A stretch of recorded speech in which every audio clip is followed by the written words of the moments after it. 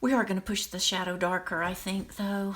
Up under there, it really needs to be darker. We're probably going to have to take this burnt sienna and cobalt blue mixture and add some Payne's Gray to it to really push that dark. I don't want the dark to be a flat color, though.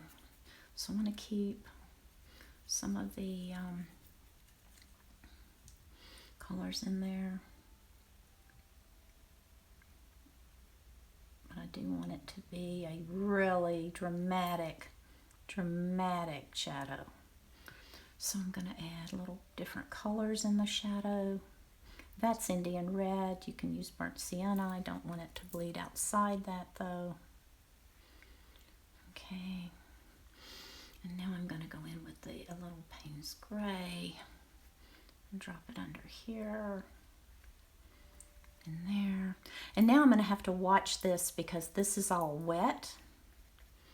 Let's put a little blue in there and our shadow. Okay, like that. Just to make it softer. And now to keep it from just going crazy, I'm gonna just keep it blotted. Probably should not have sprayed this and then dropped the shadow in. Don't do that. Don't drop the shadow in when this is all wet because it's just basically gonna run everywhere. But I like the idea of a softer shadow, so we'll just paint the edges in and then let it kind of soften itself. See, I like that better. Okay, check my shape. But here's where we have a problem because this is part of the boat right here.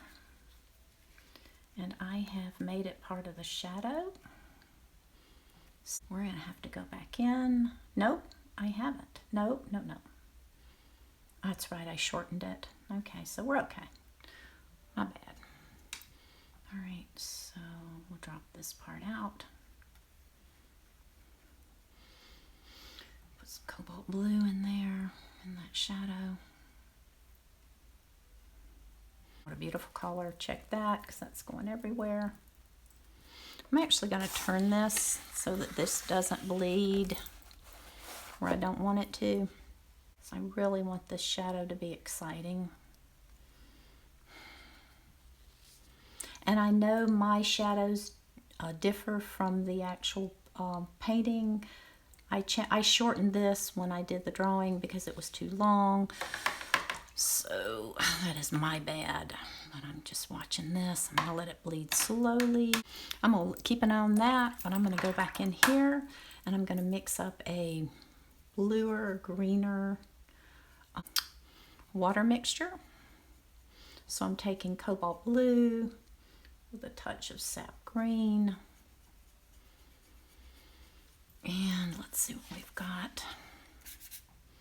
That's too bright. Better though. So let's tone it down a little bit. Add a little more sap green. Make it a little greener. That's better. Still too bright. So if I want to desaturate that color, then I'm going to put its complement in there, which would normally be red, but because I've used burnt sienna as my red, I'm just going to add a little burnt sienna in there to desaturate that green, that blue-green mixture. So I'm getting more of a earthy green. I like that better. It looks a little bluer and grayer over there. Okay. And anytime I move from one area to another like this, I'm going to try to keep a wet edge. All right, so I like the definite. And I'm just going to go in here and suggest waves with the tip of my brush, like this. Just so it's not all so consistent there. And now you see when I turn it back over, our shadow is going to really go to town there, so we're going to have to be careful. So I'm also going to lift some places in this water so that it's not all so flat. We don't want it to be all flat, and I'm going to catch that right there. Watercolor is such a balancing act.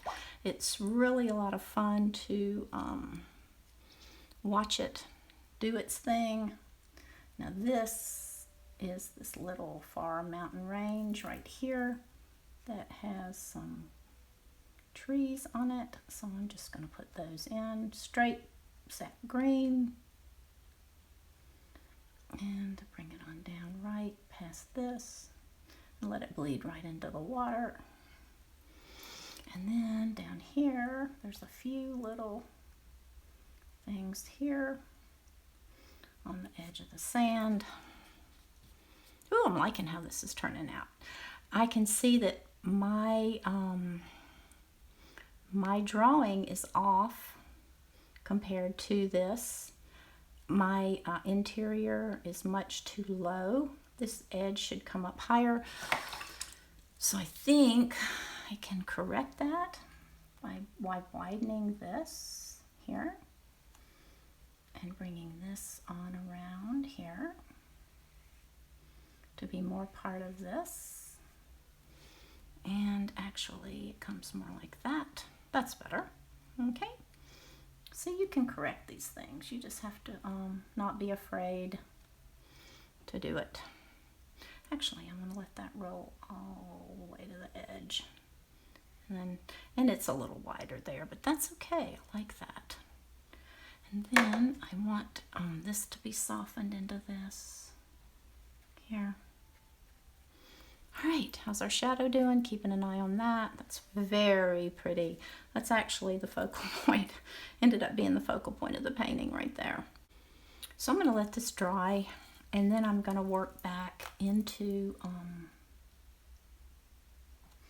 going to just gray this horizon line a little bit. Right in there. And put some little marks in here. Just little wave marks. There. Just softening that. This is too light down here, so I guess I will darken that a little bit. Bring it back into its own here. And lighten that, and actually go right back into this at the same time, which is too wet, but that's okay. So if it bleeds a little bit, that's all right. I don't mind it going right into that. All right.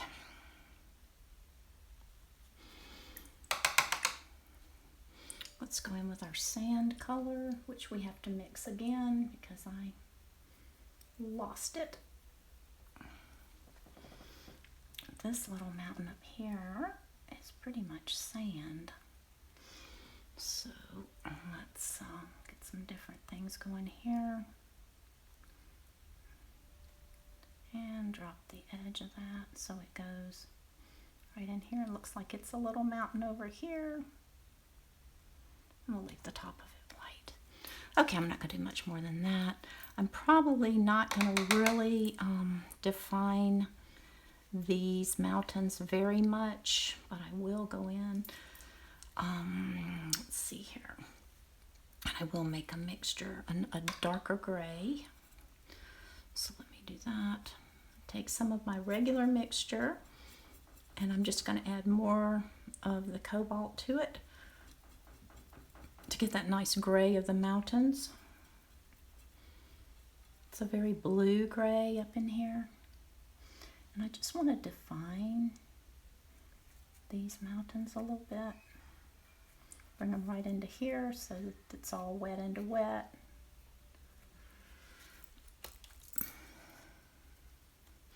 And then wash that out. Bring these all guys in together. Just soften them a bit. Because these come down into here like that. Yeah, I like that. I like that separation. Your mountains should go, even though you're not seeing it in the photograph, they should be darker, lighter, lighter, lighter, and bluer as they go back. So if you add a little bit of green and to your blue, and you keep them more on the gray side, so that would mean that it's easier to do it if you start with the closest mountains to you.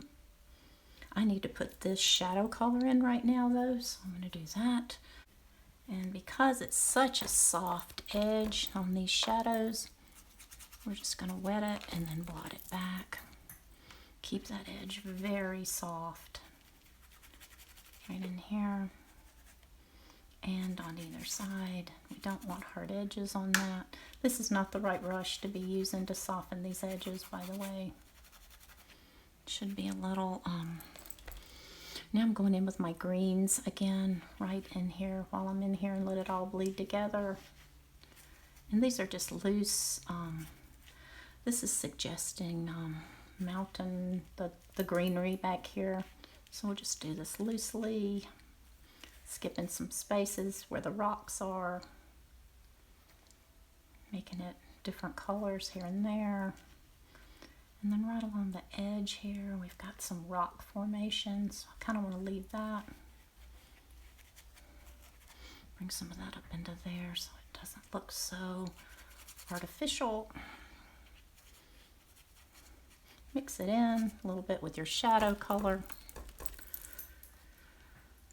Okay, then we're taking this ridge on down here. So remember, as we move back, it's going to be darker up front and lighter as it goes back. So to make it lighter, just more water. And always your horizon line is always a little bit deeper and darker as you get close to the water. That's mostly water there. Okay. We're trying to just get some variation in the actual mountains themselves. Coming down here, going right into the water. You don't really want to, you want to have a definite line with the boat, but not with the water so much. We don't want our horizon so hard. So now to get these last two mountains, we're going to have to go bluer. And really I need a bigger brush. So let me go back to my other brush. So more cobalt blue, and the next range back here, a little burnt sienna to make it bluer and grayer. Too dark. So there we go. And again, these are peaks that are craggy and harsh. And I'm going to leave a slight line there just so you can see the different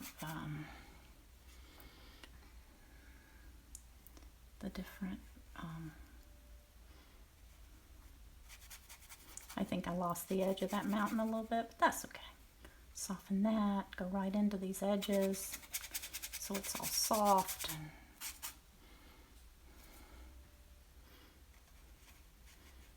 a little bit of green covering in the mountains there. Coming down here. While it's wet now, it's still wet, so that suggests the green on top, growing on top of the mountains. I don't like this hard edge here. I want that bleeding right into that. Okay, and then just blot it so that it's soft. So one more to go, even grayer. So I want it to be slightly different. More blue, more gray. Let's see what we've got there. Not dark though, it's got to be lighter. As they go back, they get lighter, bluer. There we go. Okay, there. So that suggests the different mountains back there. I'm not going to do much more than that.